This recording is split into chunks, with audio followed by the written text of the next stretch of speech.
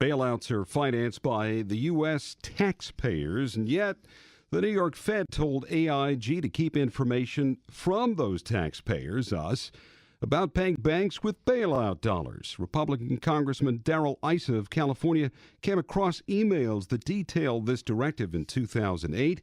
He is a ranking member of the House Oversight and Government Reform Committee and joins us live this morning. We appreciate you getting up early in California, where you are, to join us today. Congressman Issa, it's nice to have you with us in WTOP. Well, thanks for having me back on. And obviously, your listeners disproportionately are part of the federal workforce. And can you imagine anyone in the federal workforce who deliberately hid something that could have changed the outcome and decision, particularly of Congress, had it been public, keeping their job? I doubt it. I think you're right. Congressman, what have you found so far in your investigation of this? What was the rationale behind it? Well, we think a lot had to do with the fact that on the same day as the decision was made to pay 100% and keep it secret, Tim Geithner was, in fact, named by the Obama administration as the Treasury Secretary designee. And I think it boils down to just old-fashioned, look, I've got a promotion coming.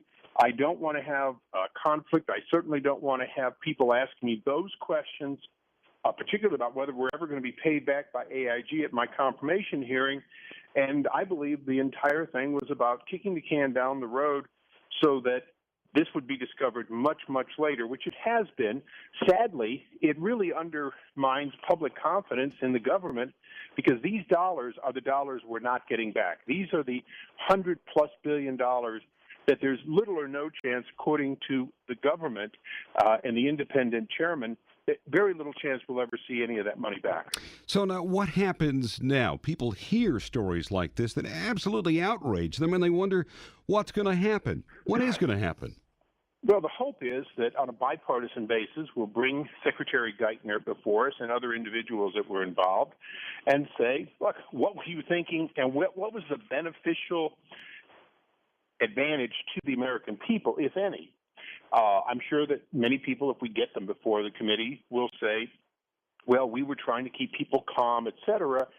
But the reality is, had we known that this money was not going to be paid back, it is likely we would have second-guessed the giving out of that money. You understand that out of the $180 billion that AIG got, at least 8.6 went to Goldman Sachs. We were loaning Goldman Sachs money at the same time as through this back door we were giving them money. I certainly think the American people would have preferred that it all be a loan we be paid back rather than these billions of dollars we'll never see again. Congressman, finally, is there an accountability quotient to the end of this investigation? In other words, is somebody's head possibly on the chopping block because of this? Well, I would hope that an action taken during the Bush administration by then Bush administration people, even if they went on to be in the Obama administration, would be the definition of bipartisan, that we should just find the facts, determine whether or not the people involved should still be part of government in trusted positions or not.